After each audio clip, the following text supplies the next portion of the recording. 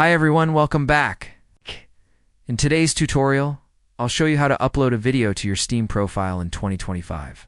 Now, it's important to know that Steam no longer allows direct-to-video uploads. Instead, the only supported method is linking your YouTube account so your videos show up on your profile. Here's how to do it. First, ensure you're logged into Steam through a web browser, not the desktop app. Go to the top right corner and click on your profile name, then select Content from the drop-down menu. Then move to Videos. On this page, you'll see an option that says Link YouTube Account. Click on it.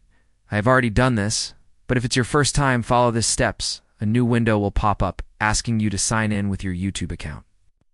Go ahead and log in with the Google account that has your uploaded videos. Once it's linked, Steam will automatically pull your public YouTube videos into your Steam library. From there, you can choose which videos to feature on your Steam profile.